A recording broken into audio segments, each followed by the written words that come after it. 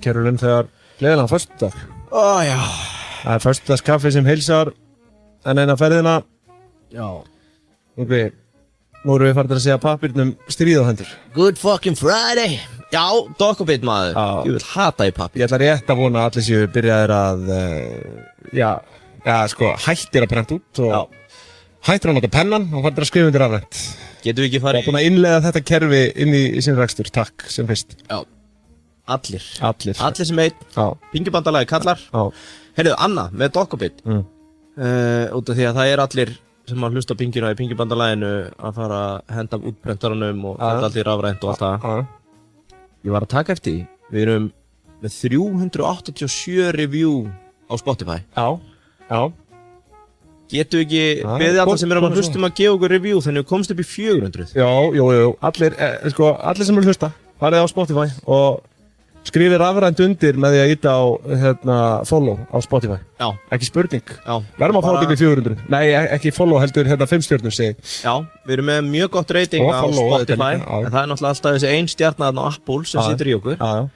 Það bara svo. Það svo það Heyrðu, eitt ég er búinn að mæla með þessu lengi. The Industry. Fyrir fólk sem að, elskar business content. Succession. Ég veit svo sem ekki hvað fleira, bara svona viðskiptaþætti. Jó, Exit, að sjálfsögðu svona í þessum gír. Þessum geira. Já, það að gerast þetta. Já, við erum að fá heila blóðfallur, við erum nýbúin að taka þátt sem að klikkaði. Já, það oft verið bjartar yfir, en það byrta. Allavega, helsi á símanum, þeir heita The Industry. Fjalla sumarstarfsmenn sem að byrja í fjárfestingabanka í London. Það stendur að það sé í kringum hrunið, fjármálhrunið. Það kemur ekkert inn á það. Nei. En þeir eru geðveikir. Hvað þetta sér? Ég held þetta sé á símanum. Símanum? Ég ætla að skoða þetta hjemme fyrir jól. Það mæla með þessu. Það rosalega göss í þér. Það einn gæinn þarna. Ég sá bara þetta Arnar. Göss. En frá sjónvarp Símans sem við erum á stöð 2, viltu finna milljón, fyrsti þáttur var í vikunni. Já. Þeir eru hlustendur sem að vilja sjá mitt snoppufríð andlit á skjánum þá kaupi áskipt þar.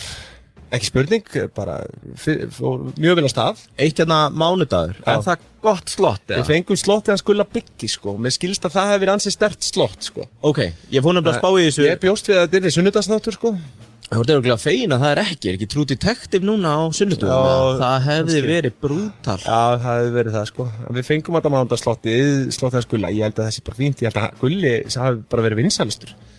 Vinsælustur? Öllum þáttum Aha. Án þess að, þú veist, ég ekki með neinar heimildir fyrir því Reyndar, ef þú flettir í gegnum gömlu vísisklippurnar, þá þarna hann, Gulli, heldur með hans þætti, og svo Sindra með heimsókn. Það heldur tveir vinsælustu. Þetta fólk alveg fram. Það sem fólk nefnir að spá í hvernig aðrir búa. Bara, það með svona sófa. Heyrðu, talandi framkvæmdir Jómfrúin var náttúrulega að gera þarna upp eitthvað í andirinu, Nú? Ekki með að tjekka á því? Nei, ég að fara í hádeginu. Já. Það þetta svakalegt. Ég að hitta einn góða mann. Viltu eitthvað segja okkur hver það er? Það besti, Jakob. Já, nú. Jakob Birgis. Eitthvað, já, ok. Við erum að hugsa að reyna á smá hefja landundufót. Já, ég ætlaði að fara að hitta hann á morgun. Hvað djöð, hann með alla anga. Þetta hitta hann á laugardaginn? Já, sem sagt í, dag þá. Þetta hitta hann í dag? Nei, ég ætlaði að gera það. Já. Svo cancelaðist það. Hann hefur ekki að cancela þér til að hitta mig. Já. Það alveg póttið hann. Hann svolítið búinn að vera erfið með þetta. Við ætlum bara að taka stöðuna. Okkar maður Jakob Birgis, þú og hann saman á Jómfrúnni og þetta auðvitað miðstöðin. Talandi okkar menn. Ert þú með einhverja fréttir á okkar manni? Jakobi Jómmu þá eða Jakobi Birgis? Nökkva. Í bindindinu. Já, það nefnilega, ég var að heyra sögu. Tók nú fjarfund með honum í vikunni. Ég var að heyra sögu. Hann hafi verið í jógatíma og sé kameltá og gjörsamlega störla. Já. Eitthvað til í þessu? Nei, það ekki neitt til í þessu. Þannig að bindindi ennþá á hann? Já. Kameltáin varð honum ekki að falla? Nei, ég rætti við hann í vikunni og það... Fóruð þið yfir þetta? Já, þetta bara gengur þessu sögu, Ok, lýstu þessum samskipt fyrir mig? Nei. Spurðið þú eða hafði hann sjálfur frumkvæðið að því að... Nei, látt sér við heist og maður bara svona, hvernig gengur þetta allt saman? Og bara slá létta strengi. Hann fókusir, sko. Þetta voru svona 10 hluti sem hann nefndi, viss hann strax að væri að tala The Wank. Ég ætla ekki að fara að útskýra hvernig þessi fundur var nákvæmlega, það var nokkuð augljóst hvað ég var að tala Þessi heimildamenn mínir hafa semst rámt fyrir sem þess að Kamil Tá og Já, ég held það. En Þannig að það var gjörsamlega sturl. Það allt gott að frétta á Nökkva og hann stórhuga, það bara, hvað ég sagt. Ætlar hann ekki komið heimsókn til okkur neitt? Jó, við verðum að ná hann þegar hann kemur til landsins. Já, það var gaman. Heyrðu? Það ekki spurning, þökkum Jónfrúnni dokument fyrir, já, það held ég. Við þurfum að senda út eina afkomu viðbörun. Nú. Og eiginlega smá trass. En afkomu viðbörun fyrst og fremst. Ég var nefnilega að heyra fótboltamót fjármálafyrirtækja var aftur á dagskrá. Já. Og þetta mjög jákvætt fyrir alla skilnaðarlögfræðinga landsins. Já. Hjónabandsráðgjafar. Já. Þeir eru back on the table. Back on the menu. Já, þannig að það bara svona að setja sálfræðingana, ráðgjafana, skilnaðarlögfræðingana í stellingar. Þetta vist eftir 2 vikur. Okkur ekki boðið. Nei, hvað ruglaði það maður? Akkur hringja hann ekki með lið fótboltamóti fjármálafyrirtækja. Hvernig þetta? Við ættum að vera dómar. Svo viðskiptablaðið, eru þau með liðið að flokkast þau nokkur sem? Þú veist, þetta flokkast þau ekki sem fjármálafyrirtæki, en ég maður bara svona veltaði þessu upp á stemminguna. Þú eiginlega eldir þetta þarna, við erum ekkert fjármálafyrirtæki. Nei, við veit ekki, hvað veit maður? Það er aldrei að vita nema við opnum Pinky sjóði í daginn. Já.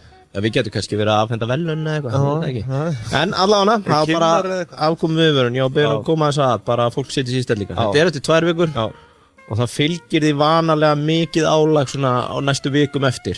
Já. Þannig að bara þá það. Ekki spurning. Og ekki að koma þessi bara frá það sem allir að bíða eftir. Já. Hvað er það? Með loðnufréttir. Já. Hafið. Já. Það núna verið að senda 2 skip, var sendt í fyrradag. Já. Hafið vildi fá að vita, erum við að fara að fá loðnun í borðið eða ekki? Já. Og ég held ekki. Nei. Menn er orðin mjög svartsýnir. Já. En það má minna það Húnaflóagangan mældi upp á einhver 400.000 tonn hann í fyrra. Já. Hún var á þessum tíma. Já. En menn er ekki verður. Það skiptir ykkur máli, hafið hefur upp á nóg að bjóða. Já, þið fáið eru ekki loðnun í ár. Loðnubrestur hefur ekkert, hafið bara engan hnekki. Nei. Það eru krókættunar og tilbúinréttindir alltaf á sínum stað. Ertu búin að venja á krókættunar eða? Nei, ég smakkaði þær, ég er búin að venja með þær, það eru góðar. Maður á að venja sig á þær? Já, ég veit það. Það er eina með, eina krókættu. Það kom hafinu fyrir, ég ætla nú ekki að segja að það hafi verið gúrkutíð í fréttum. Nei. Ég ætla ekki að ganga svo langt. En þetta var svona, þú veist, ég þurfti að hafa mig allan við að reyna að finna svona einhverja skemmtilega fréttir, sko. Ok. Ég er náttúrulega með auðvitað, ég er með 2 erlendar í dag. Já, ég er líka með erlend fyrir því. Já, ég veit ekki hvort það við sem að fara inn á það sama. Mínar eru erlendar en þínar. Ég morða það þannig. Ég er alveg langt frá Íslandi, alveg mjög langt, Já. Í sitt hver áttina, Ég er út út. Já, ég er það erlendur. Þetta er Sáti og Argentína, sem ég er með í dag. Vel gert, heyrðu, þú ert að fara að taka Milei. Já, á ég að byrja á honum með það. Viltu byrja á erlendum eða innlendum? Ég skal bara segja... Tökum erlenda saman á eftir. Nei, byrjum á Milei er að... Byrjum á íslensku, byrjum á innlendu. Byrjum á innlendu, ég er náttúrulega verið að taka það fram. Þú veist, gúrkutíð er eitthvað, en ég gekk það langt að ég tók 2 fréttir sem ég ætlaði að vera með í síðustu viku. Setti þær inn á dagskrána þetta hjá mér í dag. Ertu að tala Hundaskítsvík eða? Nýja nafni á Reykjavík? Já, nei, ég reynda, það vissulega voru þetta ekki ungi sjálfstæðismenn, Heimdallur sem að held jarðarför fyrir Reykjavíkurborg. Jú. Sem er áhugavert framtak. Já. En það var einn frétt sem ég bara hreinlega glemd að fara yfir og þú veist, ég hef verið spurður út í hvað þetta þýðir. Ég hef actually verið spurður bara svona, hvað þýðir þetta? Það er þetta frumvarp vegna Airbnb sem hún, Lilja Alfreðs setti fram. Nýtt frumvarp þess efnis að rekstrarleyfisskyld gististarfsemi skuli vera í samþykktu atvinnuhúsnæði. Og fólk voru að veltaði fyrir sig bara, til að leigja út íbúðina mína þarf ég þá að vera í atvinnustarfsemi eða þarf ég að skrá þetta sem atvinnuhúsnæði og eitthvað svona. Svarið við því er nei. Hinn almenni gómur, þú veist, sem að má leigja út í 90 daga fyrir 2 milljónir, þetta hefur engin áhrif á þá. Þetta er nær til þeirra aðila sem eru með útleigu á íbúðum gegn Airbnb og Booking og svo framvegis í atvinnuskyni sem eru þessir aðilar sem að fara yfir þetta 2 milljón króna mark. Þannig að þetta nær alls ekki yfir þá sem eru undir. En þetta hefur í för með sér að einhverju fá væntanlega ekki leyfi en á samtíma er þetta skikka líka aðila í rekstri að greiða hærri fasteignagjöld eins og við vitum fasteignagjöldin hærri á atvinnuhúsnæði og þetta sko 0,18% af fasteignamati á venjulegt íbúðarhúsnæði sem að við almennur públikur borgum. Það er lágt. Já. 1,6% á atvinnuhúsnæði. Já. Á árið sem sagt sko. Já. Þannig að í Reykjavík þá. Hæ? Þetta er í Reykjavík. Já. Hérna sko bara, þetta er áttföld hækkun í rauninni sem að fólk, þegar það eru sumir skráðir í atvinnurekstri en íbúðin bara skráð sem venjulegt íbúðarhúsnæði. Þannig að þau eru ekki að borga eins og þetta væri atvinnuhúsnæði. Þannig að þarna þurfa fólk sem hefur þetta atvinnu að breyta íbúðunum í rauninni í atvinnuhúsnæði sko. Já. Maður velti því fyrir sér sko hvað, þú veist, það ennþá Explain it to me like I'm 34. Ef þú átt íbúð niður í bæ og þú ert í rekstri með hana, skilurðu, að sinn meir en 2 milljónir á ári svona þínar afinni. Þá þarftu bara að færa hann upp með fasteignaflokk. Já, þá þarftu að fá samþykkt sem atvinnuhúsnæði. Já. Íbúðina sjálfa. Já. En það að nýjasta, því að hingað til þá hefur hvort þurft að... Já, og þetta er ekki afturvirkt, sjáðu til. Þú veist, þeir sem eru búin að tryggja sér núna, þetta í atvinnuskyni með íbúðarhúsnæði, þeim mega ennþá rúlla á því þannig áfram. Sko. Já, þannig að núna verður kapphlaup að sækja leyfi eins og það í dag. Þetta verður bara orðið atvinnuhúsnæði út allt. Já, þannig að það ætti eiginlega allir að vera að sækja núna. Nei, leið þú sækir þá ferður náttúrulega í hærri flokk strax, eða ekki? Þannig að það gæti kosta sitt líka. Þetta er ekki bara spurning að fá leyfið. Já, en ég að segja bara sko að næla þér í Leifið, þú veist, Og þá ferði ég herra fasteignamatið. Já. Nei. Ég að segja, sko, ef þú ert búinn að skrá einhverja eign undir þinn rekstur, sem íbúðarhúsnæði, þá verður þetta ekki afturvirkt. Þetta er bara eftir einhver tíma, þá bara, ok, ef þú ætlar að setja þessa íbúð inn í rekstur þinn, þá þarf þetta að vera skráð atvinnuhúsnæði. Þannig að það virðist vera þannig að þessi ekki gert að breyta þessu eftir á. Þannig að þetta er svona, nú myndast vantarlega einhvers konar kapplaup og þú veist, já, ég veit ekki, en þetta allavega sko í grunninn, þá hefur þetta ekki áhrif á þá sem eru bara að leigja þetta út sem einhvers konar hliðartekjur upp á 2 milljónum. Já, akkurat. Þannig að já, ég skal ekki segja. Þetta er allavega vægast sagt áhugavert og þessi Airbnb-mál einhvern veginn komin í algjört rugl sko að hvaða leyti? Það má ekki lengur. Já, þú veist, þetta er bara blóraböggull vinstri mannsins sem veit ekki betur. Þetta er gert til að eitthvað auka á framboðsíðina. Skulum sjá hvort að á íbúðarhúsnæðinu. Skulum sjá hvort það verði. En ég tók eftir sko líka í síðustu viku að þá fór fram verðlaunaafhending stjórnenda. Það sem meðal annars millistjórnandi ársins hlaut verðlaun. Nei, það er geðveikt. Þessi verðlaun er búin að vera frá árinu 2010. Hæ? Og ég skil ekki hvernig við höfum ekki komið. Þetta er stjórnvísi. Millistjórnandi ársins? Já, stjórnvísi.is. Nei, hvað? Það er dómnefnd. Það er geðveikt. Ég veit ekki hvað. Og ég ætla að heyra í Olla. Við erum að fara að senda bara fokkin bretti af Carlsberg í þessa mann. Ég horfði svona á streymið þarna sko, þetta var svo heldur súr stemming sko. Já, þú segir það nú bara út í samkeppni. Þú varst með eitthvað plantur dæmi sko. Nei, ég veit ekki, þú veist, maður veldi því fyrir sig bara hvernig ósköpunum ætla sko, þetta er sýnist mér 7 manna dómnefnd.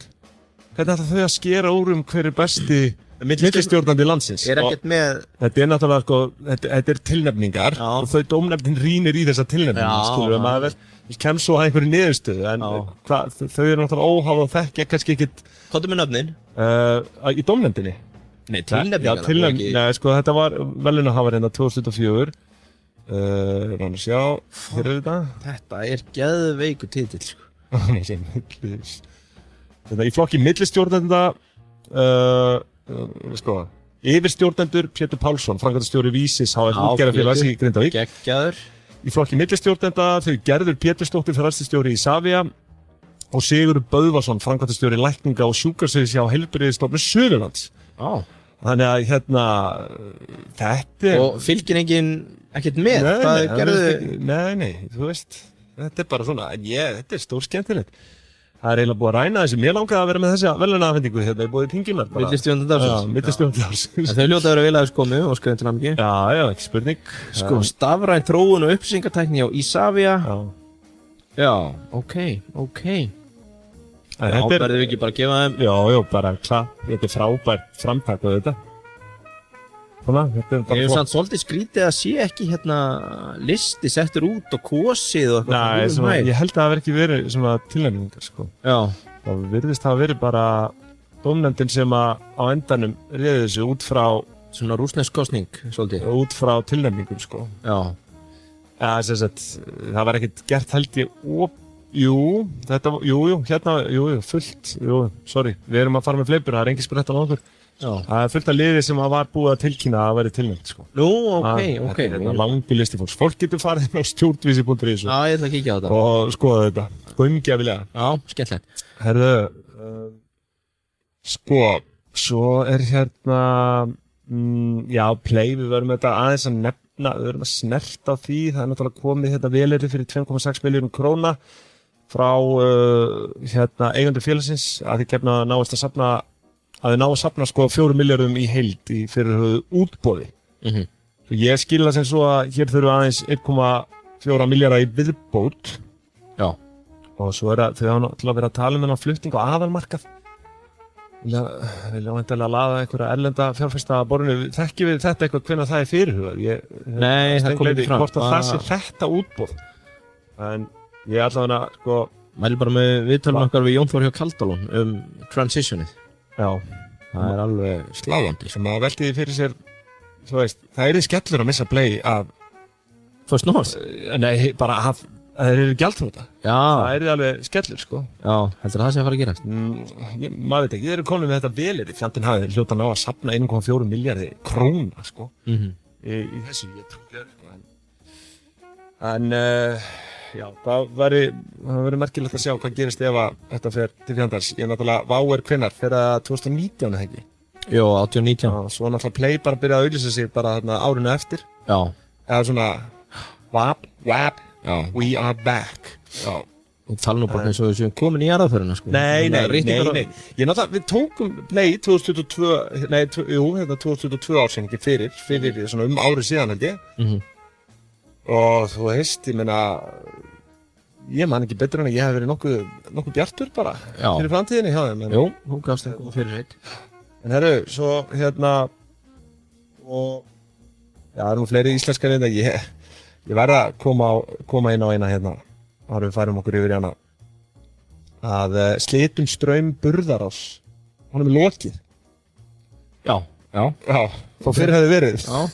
Þú veist, pældi ég hvað er flókið að gera eitt svona félag, bara Já, þetta tekur ótrúlegan tíma. Tíminn sem þetta tekur, en sko, ég hef rauninni ekkert með það að segja, þetta voru ekkert mikið hérna í þessu þrotabúi, sko, en hérna, í þessu þrotabúi, það sem fjækst upp í listar kröfur í þrotabúi námið 321.000 evrum, eða svo.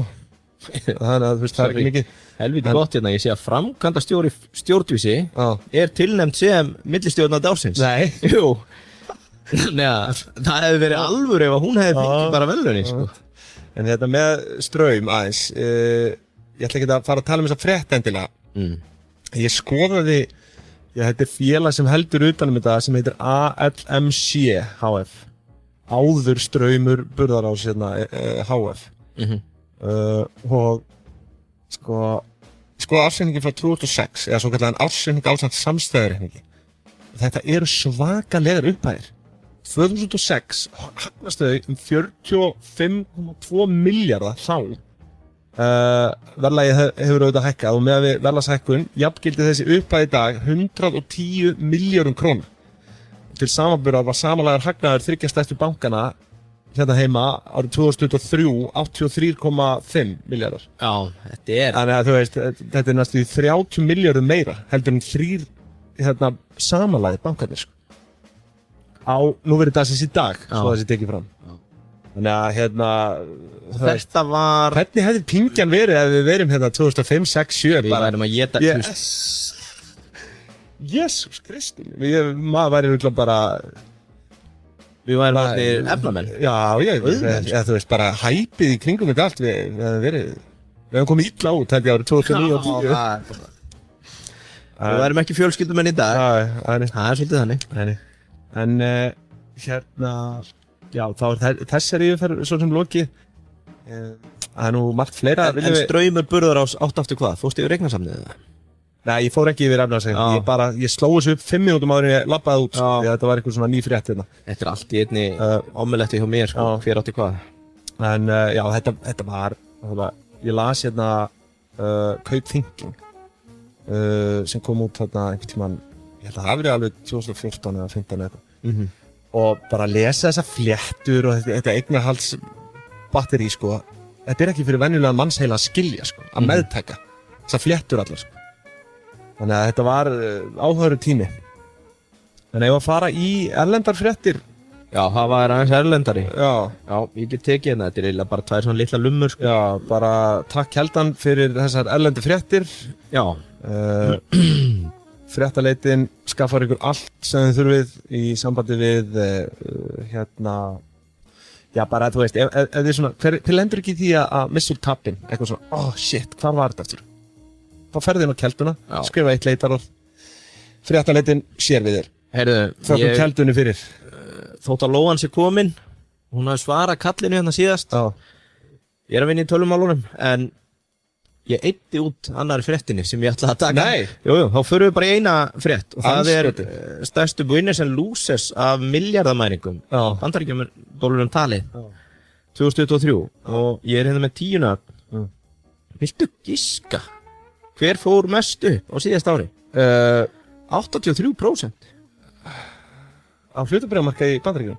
Já, bara worldwide. Worldwide. Það er alltaf margir sem fór yfir 83%, sko. En þú átt væntanlega við eitthvað svona Hann er, þú veist, þetta er miljardamæningum, sko. Billionaires. Já, áttu við sem sagt af einstaklingum. Ég ætla að vera að tala um fyrirtæki.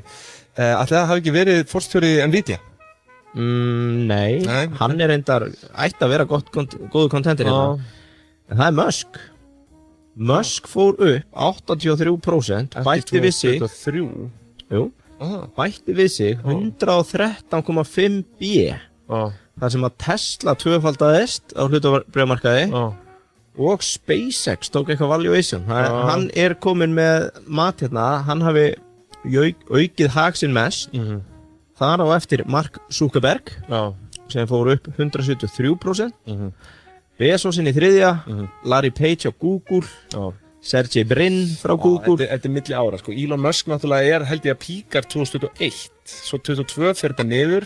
Já, og þetta kemur bara, þú veist, hann er bara beintengdur hvað er að gerast í Tesla. Hættu Tesla. Ég er að segja það, þegar Musk, ef öll fyrirtækina fara á markað, ég er að segja það, hann verður first trillionaire, sko. Já, þú veist þetta áður. Hann er með hérna Starlink og hann er með hérna SpaceX og hérna Neuralink sem er nýbúið að successfully græða chipin í heila á manneski. Og þessi manneskja getur hugsað og það byrtist á skjá þar sem hún er hérna að hugsa.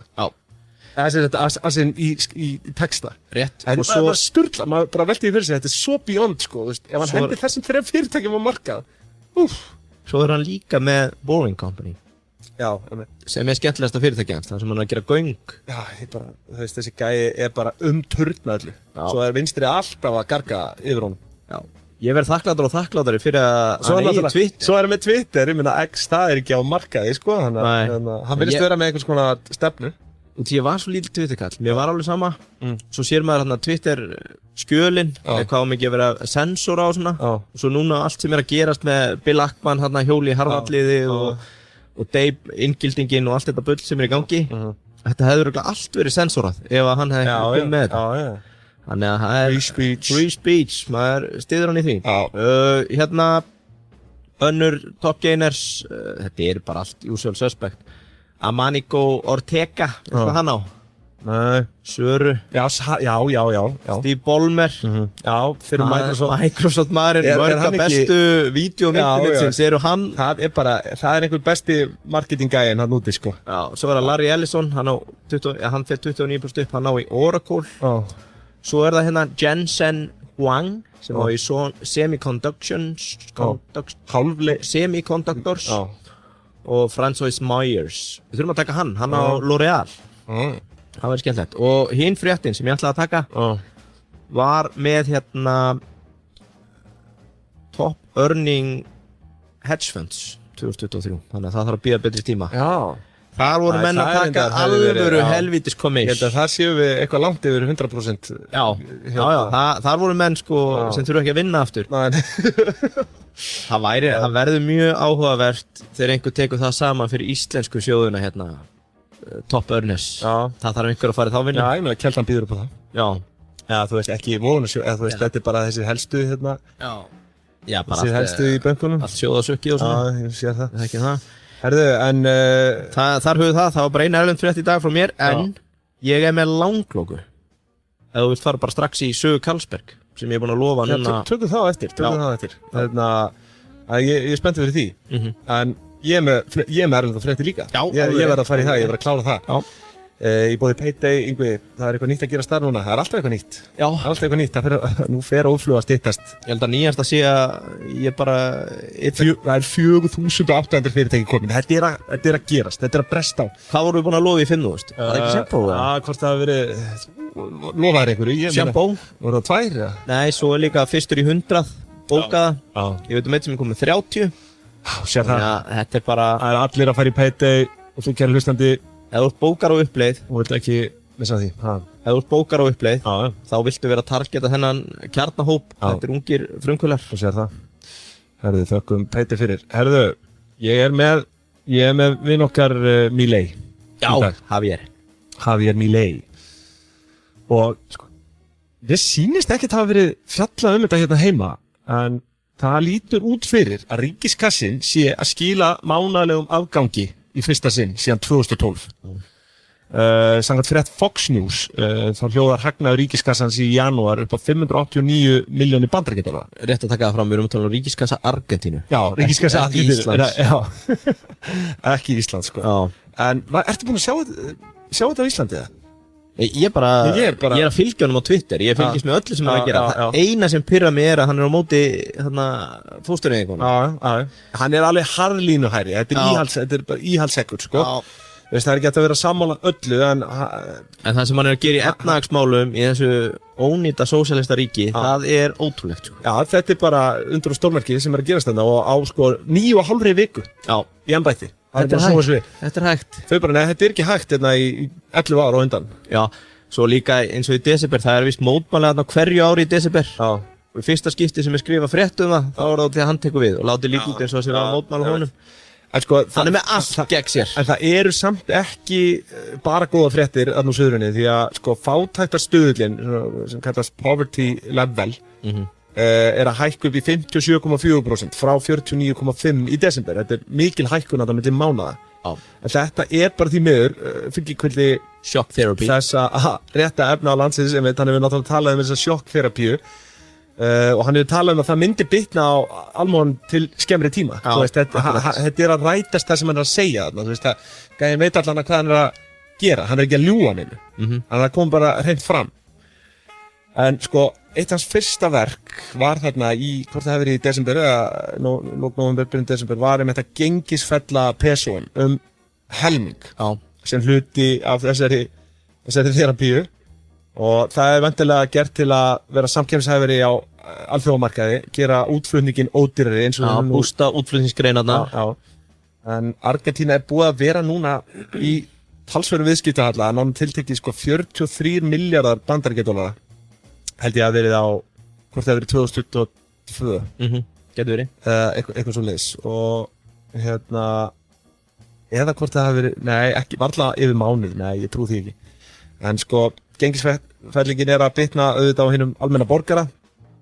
En ríkisfjármálin, þau náttúrulega get ekki haldið svona lengi áfram, þú veist, þetta er bara ef þú ætlar að halda lengur og lengur áfram með þetta fram í framtíðina, þetta sukk sem er búið í gangi, þá verður fátæktarstuðullin á endanum bara orðið 90%, sko. Bara, þú veist.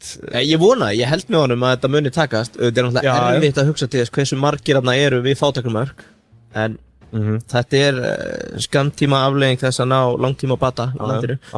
Og annað með hann sem ekki verður fjallað kannski svo sem engin sérstakur áhuga á því hér á landi að fylgjast með nýjum forseta Argentínu. Bara þessari stefnu sem þú veist, það áhugavert. Davos, þarna ríkrumanna elitu fundurinn sem hann mætti á þarna. Hann flaug á fyrsta almennu farrimi alla leið til Davos. Já, hann gerði það. Ég held að hann hafi verið innan við 1% af þeim sem mætti að þá ráðstefna. Því að restin kom í engaþotunum sínum að predika hvað umhverfismálum væri slæm og jari. En hann það kemur nú á óvart þetta múf sko.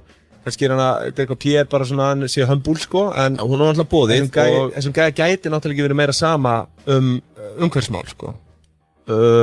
Svona að því það nokkuð það? Sko ég get alveg trú á honum hann hugsar alveg umhverfismál en hann ekki að láta leiðast út í alla delluna sem til dæmis Evrópusambandið að predika. Þetta raunsæðis maður sko.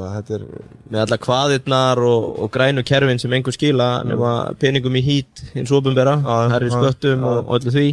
En annað með hann hélt geggjaða ræðu á Davos sem var hægt að horfa á, hún var beinþýtt af gervigreind bara í rauntíma af úr spænsku yfir á ensku þar sem talar 100 ára fall Argentínu í höndum sósíalismans. Hann merkilegur. Við fórum yfir þetta daginn, hvað þetta búið að vera mörg ár? Þetta var 40 ár eiginlega bara beint undir flokkum tengdu til vinstri. Þetta bara, við erum að fara þessa leið með Ísland. Þetta bara verður spennandi verkefni. Ég veit það nú ekki.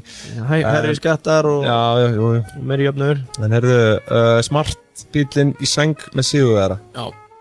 Farið upp í öskju, kynni ykkur smartinn, sérstaklega fyrirtæki einhverjum. Ég bara vil impra á því. Leiðileg frétt sem kom núna í vikunni. 50% samdráttur í sölu rafbíla frá áramótum. En smartinn, það að vera að móka honum út. En það hægt að sækja endurgreiðslu, ég benti á þetta daginn, þessar ívilnanir eru ekki alveg endanlega hættar. Það hægt að sækja og þristurinn á leiðinni, þannig að margir sem að leita rafbíl með stóru og góðu skotti, þristurinn það. Ekki spurning. Þannig að ásinn meira svona töffara bíl, snattari fyrir fyrirtækin, lögfræðingana, endurskoðenduna, gott að komast á norður og fjármálumóti, en þristurinn family. Sami segir ykkur það. Sami smart í sæng með sigurvegara. Rétt. Svo beint þaðan yfir á Júsú og þetta í tilboð fyrir 2. Já. Það ekki það? Jú. Hvað Júsú næst? Þarna öskju. Hvað segirðu? Hvað Júsú næst? Það kannski fínt að taka bara þegar þú ert að koma úr Garðabænum og skoða. Grípið með þér. Já, ég meina, auðvitað. Já, ég held að ég náttúrulega farin að, ég náttúrulega, ef ég fæ mig kvöldmat, þá þetta yfirleitt, svona áskriftar, ég ætla ekki að nefna fyrirtæki, fæ sent heim og eitthvað svona fyrir vikuna, en ég gleymi því alltaf. Ég Júsú svona nálægt mér, ég hoppa bara yfir, þetta ekkert eðla þægilegt. Þetta svona, þetta bara, panta á netinu, pikka þetta upp. Þetta svona hverfistafinu þinn. Já, Júsú, algjörlega. Herði, takk Júsú fyrir, nú, ég ætla að koma að einni erlendi frétt. Áður en að ég tek bara örstutt, ég veit ekki, nú það að gerast að sátarnir eru bara að þurrkast upp. Það búið að vera sannkallað fjárfestingafylleri í gangi í Sádi-Arabíu. Þjóðarsjóðurinn svokallaði. Sem hefur verið notað til að fjármagna draumsýn krónprinsins Mohammed bin Salman. Þessi draumsýn hans kallast Vision 2030 og verkefni snýr að því að auka fjölbreytni í efnahag landsins. Og þessi þjóðarsjóður í fyrsta sinn farin að skuldsetja sig núna og lausafjárstaðan hefur aldrei verið verri. Núna í lok árs 2023 var handbært fé ekki nema $15 miljarda sem að lægsta síðan að sjóðurinn byrja að greina opinberlega frá stöðu mála hjá sér.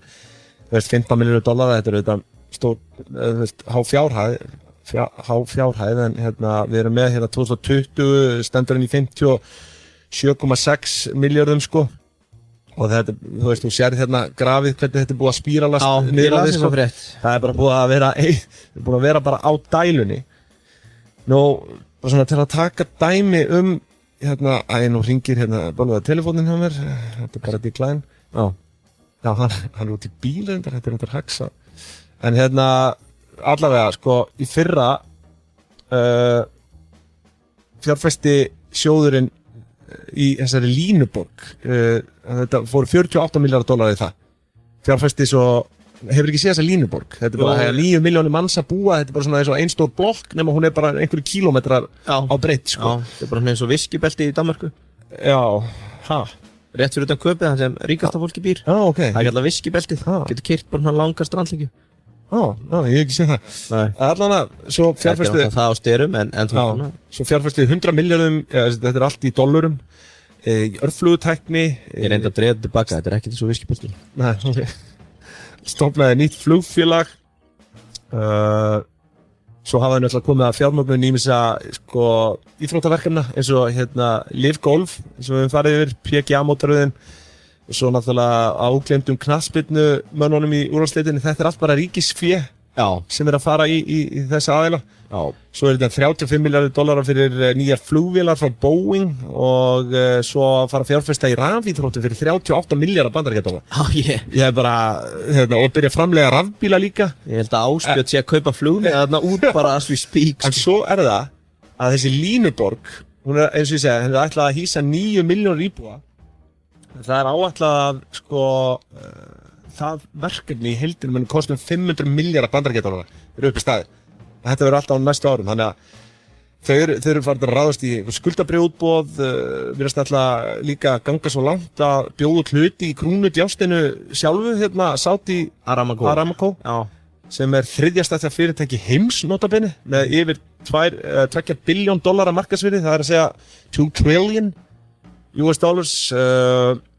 Þjóðurinn myndir náttúrulega njóta góðs af því útboði. Þetta eru náttúrulega allt svakalegar upphæðir sem er að fara í fjárfestingar þarna og ég vona bara þeirra vegna að þetta skilið þeim einhver í kassan þarna árið 2030 sko. Já. En þetta gengur allt út á að diversify efnahag. Já, og það er þetta er tekjustóðir. Náttúrulega búin að vera náttúrulega þekktastir fyrir olíuna. Já. Og nú á bara að fara en þetta er þessi lengja er ekkert eðlilega flott sko. Já, flettir núna upp Whiskybelt, Denmark. Já, ég þarf að tökum smá samanbúr. Heyrðu, við varum að fara, talandi Danmörk, ég var að taka Kalla. Já, Whiskybelt, Denmark. Já. Hvað sé það? Erum við kannski ekki að finna? Nei, það kemur ekkert. Ekkert, heyrðu, ég þarf aðeins að researcha þetta. Já. Ég held ég að við verðum þetta á hreinu. Heyrðu, sko, ég er búinn að hóta þessu núna í svona mánuð. Já, en nú er komið að þessu. Nú er komið að því. Já. Saga Jakobs Kristján Jakobssonar. Já. Póstbera frá Snæfellsnesi. Nú? Jakob fæddist á Rifi á Snæfellsnesi 1943. Ok. Nei, ég var að tjóka þetta. Nei, ég er bara... Nei, sittir hlátur núna. Skil ekki hvernig þú ætlar að fara að blanda einhverjum Íslending inn í þetta. Svo byrjaði að söguna öðruvísi. Heyrðu, Jakob Kristján Jakobsen fæddur 1811 í Köben. Sonur bruggara. 1835 þá deyr pappans. Hann er sonur bruggara, hvað erfir hann? Brugghús. Flott, já, þessi. Veistu hver á fyrsti bruggarinn satt? Á Íslandi? Það er bara fyrsti bruggarinn. Ever? Já. Davíð? Nei, Jesú. Jesú? Hann breytti vatni í vín þarna alveg lungu fyrir það. Já, segur. Heyrðu, Jakob var ekki því, hann var ég skal gefa það þennan. Já, nokkur miðaldra núna, hlæjaðir Kristinn á hreinu. Heyrðu, gamli hafði verið í Tvítöli sem var vist the go-to þarna á þessum tíma. Jakob var eins vegar viðfarinn og vel lesinn bjór og bruggmenningu. Hann vildi fara í Bavarian lager. Bavarian? Bavarian, frá Þýskalandi. Og eftir stuttaferð til Þýskalands til að læra meira ferlið og kaupa alvöru humla eða ger, jíst, hvort er aftur það, humlar eða ger? Ég ekki spyrja mig. Nei, heyrðu, bruggarar að hlusta, það er bara... sami hlutur? Jú, við segjum það. Sko, eftir hann fer til Bæjaralands að kaupa alvöru stöff og fræðast aðeins meira þetta, þá sem sagt, kemur hann heim til Köben, býr til betri vöru af þessum Bavarian lager sem hann búin að vera að prófa sig áfram með, slær í gegn. Brugghúsi sem hann fær frá gamla, sprungið, hann bara hefur ekki undan að selja. Þannig hann ákveður að stækka framleiðsluna. Og 1847 Það var búin að reka þetta í 12 ár. Frá pappastegir. Hugsaður, þetta er allt talið í bara endalausum árum, sko. 12 ár, þetta er slatta tími, sko, þú veist. Já, ég er að segja það, en þú veist, ef þú sér eitthvað startup í dag bara eins og eitthvað brugghús. Það er ekki fjármagn ef þú ert búin að meika eftir 3 ár, þá ertu bara afskrifaður. Þá ertu bara búin að missa alla. Þarna er hann búin að vera að brugga í 12 ár og basically allt sitt líf með pappa sínum. Áður en 1847 stofnar hann Köpen, bruggsmiðina Carlsberg. Veistu hvaðan nafni Carlsberg kemur? Þetta hlýtur að vera eitthvað bæjarfélag eða eitthvað svona. Já, þú ert helviti langt frá því. Nafni kemur nefnilega að sonur hans, eini sonur hans, heitir Karl. Með sé, Karl. Segð það á dönsku? Karl. Ok. Kel. Og Bjerg, sem vísar í hæðina eða The Hill, sem að hann bjó í, Valby Hill í Köpen. Carlsberg. Finnur samt að það er eitthvað svona... Bæjarfélagi. Já, svona. Þetta er ávísun í Valby Hill. Carlsberg. Á þessum tíma, þegar hann er að springa út og í danskri sögu, þá talað þetta er bara eitthvað sem ég hef aldrei heyrt tala hann var maður síns tíma. Já, ok. Man of his time. Maður samtímans. Já, þú veist, þetta er bara svona eins og ef við værum að skipta Ísland upp í bara 50 ára sögur, þá er bara eins og ef að Jón Sigurðsson, hann var bara maður síns tíma. Þú veist, hann var maður síns tíma. En þú veist, hver væri það í dag? Maður síns tíma. Væri það Kári Stef, hann var maður síns tíma. Einhverjir myndi ganga svo langt að segja Davíð Oddsson, sko. Já, hann var maður síns tíma. Þetta er svona fóruruglega hæst, ég meina. Það væri áhugavert að það eru náttúrulega yfirleitt alltaf pólitíkusar hérna á Íslandi. Það er bara, ef þú horfir á áramótaskaupið, skilju, ef það verður svona söguleg tilvitnun aftur í tíman, þá er þetta bara pólitíkusar. Það er bara eins og enginn hafi búið hérna, það er enn pólitíkusar, sko. Já, og engin frumkvölar hafi komin inn á kopp hérna. Hvað segirðu? Og ekki hafi verið frumkvölar, eins og Karl. Sko, hérna Smátur fyrsti bjór til útflutnings var 1868 til Edinborgar í Skotlandi. Upprunlega, og nú er ég svona að hlaupa fram og tilbaka, þá voru fílar og svastikur á bjórunum. Þau voru fljót... Carlsberg hefur náttúrulega haldið í fílinn. Já, en þau voru fljót að droppa svastikunni árið 1930 þegar ákveðin... Hvað er svastika? Það er merki sem að nasistar voru með í... Nei. Jú. Hæ? Já, svastikan þýtti eitthvað allt annað en að nasistarnir tóku það til sín. Það er eitthvað trúarlegs eðlis. Það er á íslensku hakakross. Já, Eimskip var náttúrulega með hakakrossin í sínu logói. Já, var það ekki bara heil lengi? Jú, þetta var neyri bæ heil lengi. En Carlsberg hafði fyrir að losa þetta út bara 1930. Hélt fílunum. Sko, nú spólaði hans tilbaka. 1867, þegar hann er bara nýkominn að stað með Carlsberg, í 19-20 ár. Á brennu Carlsberg, miklum eldsvoða í Danmörku. Þetta var náttúrulega gríðarlega hættulegt á þessum tíma. Er þetta stóri brunin þegar... Nei, hann var 1600 og eitthvað? Já, hann var fyrr, held ég. Já, allavega, okkar maður gafst ekki upp. Hann nýtti tækifæri til að byggja betri og eldvarða verksmiðju. En þú veist, á þessum tíma voru menn ekki tryggðir fyrir svona, sko.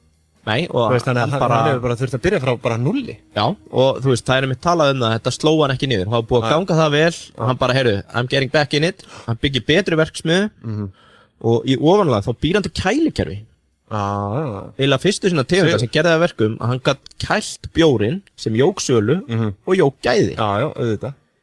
Getur ímyndið að vera að drekka þennan bjór alltaf volgan hérna áður. Það var bara svona mjöður. Hann víkuð þá sögunni að Gerpinu. Stóri brunin var 1728 til að koma því. Víkur þá sögunni að Gerpinu og innbyrninu Karli Jakobsinni, sinni Jakobs.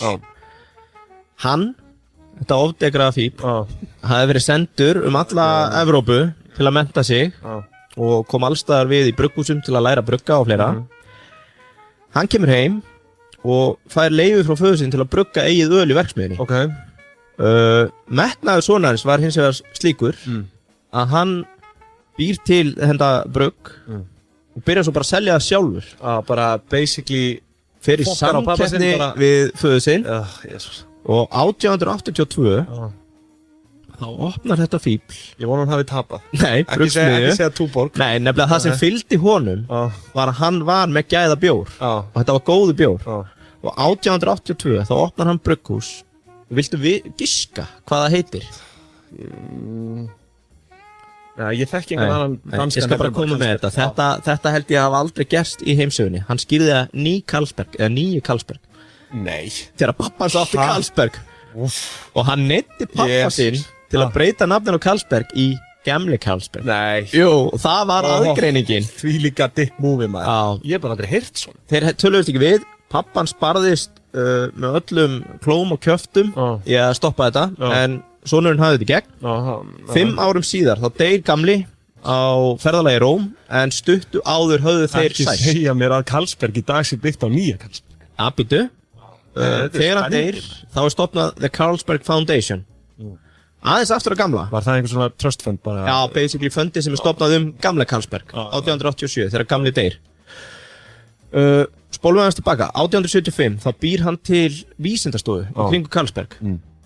Og hann vann að rannsóknum við bruggun, og Emil Christian Hansen var fyrsti maðurinn í heiminum sem að isolate yeast, eða einangra ger eða búa til lager. Og hvað gera þeir á þessum tíma? Þeir eru ná einhvern veginn að einangra þetta ger sem að hafi verið eitthvað dubious fram að þessu. Open source bara, sína bara öllum hvernig það er gert. Þannig að þeir basically bara gáu uppfinninguna. Þetta er ekkert eins og uppskriftina Coke sem að þú finnur uppskriftina og situr á henni, sko. En þeir bara leyfðu öllum að njóta góðs af sínum vísindum. Og á þessum tíma var víst algjört happ og glapp að brugga, og það var oft talað um bjórveiki, þú gæstu verið að drekka, og það hefði bara gerið að humlarnir verið bara eitthvað gallaðir. Þannig að hann næri einhvern veginn að einangra góða dóti í þessu og breytir allir bruggun hjá þeim. Þeir deildu þessum öllum. Hann bjó líka til konsepti á baku pH-gildi.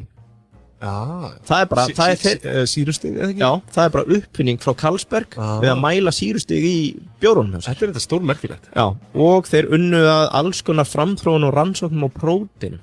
Þetta var síðan bara framar til vísindasamfélagsins. Þetta var síðan bara sjálfstæðri einingu, Carlsberg Laboratory. Byggt á í rauninni nýja. Nei, gamla, þetta er gamla Carlsberg. Bara original founderinn. Sko, 1906 þá sameinast nýja og gamla Carlsberg. Árið 1906. Þannig að Karl Jakobsen, sonur föður síns, fram til þessa punkt skerpið í sögunni, er komin heim. Stoltur götur Kaupmannahafnar á þessum tíma. Hann náði að sættast við pappa sinn, og hann var vist hörkubruggari. Það hefur alltaf einkennt Carlsbergana, hvort þið úr góður eða vondur eða nýlega eða gamall. Að bjórin er góður. Maður veit svo sem ekki hvað liggur á þetta baki, sko. Kannski hafa þeir, þú veist, sonurinn verið metnaðarfyllri meðan að kallinn var íhaldssamur eða hvernig sem það er. En að stofna þetta nýja, þú veist, þetta er að skýra þetta nýja Carlsberg, það er svakalegt uppmúl.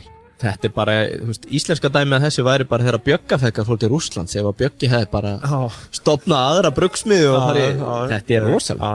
Heyrðu, Karl Jakobsen, sonur föður síns, sonur stofnandans, verður nýr framkvæmdastjóri Sameinaðs félags og stýrið því við góðan orðstýr. 2013 þá gefa Kaupmannahöfn litlu hafmeyðina. Den lille Hafrúi. Það var það frá Carlsberg. Já, og 1914 árið síðar þá deyr hann. 1966 þá er fyrsta license utan Danmörku, byrjaði að brugga Carlsberg á Kýpur, fram að því höfðu bara verið að senda shipa þessu bara. Já, ég held að þetta ekki 12 daga að sigla Carlsberg frá Danmörku til Bretlands, þarna fyrir 19. þegar voru byrjaðir í útflutningi, sko. En hann byrjaði deyr 1916, segirðu? Já. Er þá ekki annar sem tekur við, er ekki þriðji ætlið? Ekki sonur hans, sko. Þetta er bara orðið partur af The Carlsberg Foundation. Ég skilji. Þetta eru bara founding fathers, friends and foes. 1970 þá sameinast Carlsberg og Tuborg. 1972 þá er expansion í Asíu og restin er svo bara saga sem við njótum í hverjum sopa. Og þetta er í rauninni undir sama Tuborg og Carlsberg. Já, í dag. Það er undir sama framleiðanda. Og sko, ef við tökum aðeins söguna hérna heima, Ölgerðin er búin að vera með þetta frá held í 2008 og ég hefði nótt að spyrja Olla, en ég heyrði einhvern tímann þá sögu að Carlsberg hérna heima er bruggaður úr íslensku vatni. En hafði ekki verið gerðu það áður en að Carlsberg tóku. Það má einhver senda mér leiðréttingu með þetta, en Carlsberg á Íslandi. Þetta er bara allt unnum gæði. Allt unnum gæði. Allt unnum gæði, 0,0%. Og þú drekkur hann aldrei einn. Nei. Þú veist, ef þú ert að klára vinnudag eða eitthvað, aldrei kaupa eitt. Þú kaupir alltaf 2, 1 fyrir félagann. Það er bara reglum. Carlsberg, 1 fyrir félagann, og þetta er auðvitað fyrir hérna tíðlendu Hvítfilipa til að setjast niður og kjafta og fá sér Carlsberg, ekki spurning, 0,0%. Þökkum þeim fyrir samstarfið. Nú, Yngvi, það fyrir nú svona að líða lokum hjá okkur í dag, en ég fór nú ekki yfir alla fréttindar, það vil nú oft verða þannig að maður kemst ekki yfir þetta allt, sko, en ein frétt að lokum. Landbúnaður, hann lifir. Já. Ertu búin að sjá þetta? Já, ertu að tala hagnaðinn? Já, þetta nú kannski ekki stóra tölur í svona samhenginu hversu stór grein þetta en samkvæmt tölum Hagstofunnar hérna alveg funheitum nýjum. Þetta stærstu atvinnubótaþegar landsins, eða? Já, svo það. Þeir skiluðu sko 5 helstu greinar skiluðu hagnaði upp á alls 1,9 milljarðar króna árið 2022. Það 24% hækkun frá árinu áður. Þá var afgangurinn 1,5 milljarður. En þessari jákvæðu afkomu má nánast eingöngu þakka kúa- og sauðfjárbúum. Og hvað hérna sem ég fæ í fréttum frá matvælaráðuneytinu í fyrradag? Fjárfestingarstuðningur í sauðfjárrækt. Þannig að við erum basically að niðurgreiða. Það þarf að vera að dæla alls konar í þetta sko. Kúabú að hagnast 1,2 milljarða. En þetta ekki nema 539 milljónir hérna í sauðfjárbúunum. Þannig að hérna, en þú veist, það er allavega, þetta kynnt sem afgangur. Þannig að þú veist. Þetta kemur óvart því að maður heyrði valla annað en væl í fyrra yfir að hérna allt væri búið að hækka og menn hefði verið að fjárfesta og vaxtagjöld hækka á þeim eins og öllum öðrum sem fjárfesta. Svo þetta niðurstaðan. Já, en maður velti því fyrir sér hvert þessi iðnaður að fara, þetta náttúrulega... Og ég held að þinn uppáhaldsmaður hafi meira sem stýrt því fjárútláti, Steingrímur Jóð. Minn maður? Já. Úff. Nei, hann ekki minn maður. Það vægast sagt, ég get hendið fram hér, en sko, skal ég segja, ég held að við höfum rætt þetta áður með bændur. Ekki máli bara að fara að selja þetta til 3? En það ekki bara arbara það? Ég veit ekki. Þessari bylgju, bara hætta þessari búfjárrækt og fara bara og selja landið og undir skó og bara fara að setja tartar upp í lofti. Ég held bara að við þurfum að hætta að miðstýra þessu kerfi svona svakalega. Leifa þeim bara svona aðeins að... Supply and demand. Já, við veitum hvað myndi gerast, þú veist það myndi náttúrulega fækka gríðarlega. Já, en það yrði líka sérhæfing. Já, það vissulega rétt, það er svona einkenni þess að fara eftir supply and demand, en þú veist, maður vill náttúrulega alltaf auðvitað fá íslenskt naut á diskinn, sko. Er það? Já, þú veist, þú veist, maður veit samt ekki með þetta. Það er best að fá bara íslenska nautið, bara alveg sama. Já, bara einhverjum bæma. Nei, ég er að segja, þú veist, þetta er ákveðið snobb samt alltaf að tala íslenska kjötið og svona, versus, danskt. Þú ert aldrei úkrainst eins og þú varst nú í ukrainsku. Þú bara kvartar aldrei Ítalíu, Spáni, Breitlandi á sér á... Manni þykir bara vænt þetta. Já, sjálfsögðu. Þetta er líka nett þjóðurnishyggja, íslenskt. Eins og ekkert annað sé gott, ekkert hefur gert. Það er eiginlega búið að markasetja það þannig, skilur við, íslensk grænmeti, íslenska kjötvörur, skilur við. Við einhvern veginn erum óðæri þetta, en þú veist, það virðist ekki vera að skila sér nægilega vel. Já, einhverjir arður það er eitthvað smáraði, skilja það, 1,9 milljarðar en þú veist, þannig að það heyrði, kæru hlustendur það er þetta komin ný fréttina með að við vorum í loftinu. Gervigreind Google kannast ekki við hvítt fólk. Já, ég sá þetta. Þetta er hvað er að gerast? Sko, ef þú biður að búa til myndir af víkingum, þá kom engin hvítmanneskja. Bara svartir eða litaðir eða indverjar eða hvernig sem það er. Er þetta einhvers konar rasismi í garð hvítamannsins? Já, svo kom líka, ég sá eina spurninga, það var can you create an upper class black couple? Og það var bara gert, eitthvað svona myndað einhverju fínu svörtu fólki. Ef þú skrifaði sama fyrir hvítt fólk, þá var talað eitthvað inclusion og það ætti ekki að vera að gera upp á milli. Jésús. Já, en hann er búinn að biðjast afsökunar hann sem með þetta. Þetta er algjört klúður. Það er sama, bara ef þú biður Gemini að búa til mynd af víkingum, þá var ekki einn hvítur víkingur á mynd. Nema þessi búið að laga þetta strax. Fínu sérstakt. Annað, má ég mæla meinu? Því að við erum í gervigreindar ham. Prófiði að fara inn á, ef þið eru að hlusta og noti gervigreind, ChatGPT. Grok, G-R-O-C, nei Q. Hvað gerir það sér? Þetta er bara samkeppni við ChatGPT og Bard og annað. Þetta byggjast á öðrum hugbúnaði og er svona óbeint í samkeppni við Nvidia. Allar hinnar byggja á chipsunum og ástæðan fyrir Nvidia jók tekið 250% út af því að það er bara allir að nota þá. En þessir óháðir? Sko, Grok vinnur með Nvidia að hluta til, en mér skilist að front-end layerinn nota eitthvað annað og þetta held ég 15 sinnum hraðara heldur en ChatGPT að svara. Farðu inn á GROQ. Já, og það er Chamath Palihapitiya sem er að baka þetta. Ég hefði það, hlustendur, þið eru líka að læra. Þetta er ekki bara skemmtunin einn, þetta hlusta okkur. Það sem ég ætla að segja, og þið verðum að ræða þetta, fyrst þú komst með þetta og spurði mig sem sérfræðingina. Maður er búinn að vera að nota ChatGPT og þetta er svona eins og með gamla símnetið. Síðan maður lengi að lóta, þá bara, heyrðu, ég þarf að skipta net eða fyrir eitthvað annað eða gera þetta ekki. Ég er búinn að nota Grok núna 2 svar. Ég nenni ekki lengur að tala um ChatGPT. Þetta er 15 sinnum hraðara. Það þarf að skrá áskrift eða eitthvað þannig? Ég skal segja, hérna, Is Pingjan the best podcast in Iceland? Sjáðu hvað hann er fljótur að svara. Hvað skrifa þið? Give me a recipe. Það er bara give me a recipe. Wow. Þetta er svakalegt. Hann getur spýtt út svo miklu texta. Og það gefur þér hraðan líka þarna. Já, og það er alls konar mælingar núna. Ég held ég sé að fara með rétt mála. Hann var 14 eða 15 sem hraðar en ChatGPT. Shit, það er svakalegt. Og þeir voru bara að release þess í síðustu viku. En er þetta real life, þú veist, er þetta up to date? Nei, hann er ekki tengdur. Þannig að þú getur ekki fengið upplýsingar á netinu eða annað. En prinsipið er að þetta verður örugglega sá layer sem að mun verða ofan á svona fyrstu, getur örugglega einhver challenge með á því.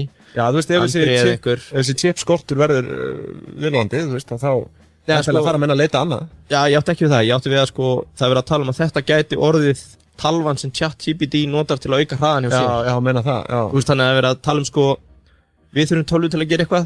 Núna er það nýjasta að gervigreindin er farin að þurfa hugbúna til þess að gera eitthvað hraðar. En mun það ekki gerast einmitt að það verið chip skortur að, þú veist, að menn fara frekar að leita í þessa, þú veist, ef að framþróunin hættir. Nú er ég bara eins og belja á svelli, en ég las það bara, þetta er Nvidia Challenger, en þetta er líka complementary. Þetta vinnur með chipsunum, en er með einhverja nýja aðferðafræði við að lesa í gagnagrunna sem gerir það verkum að þeir gera það miklu hraðar. Þetta er áhugavert, sko.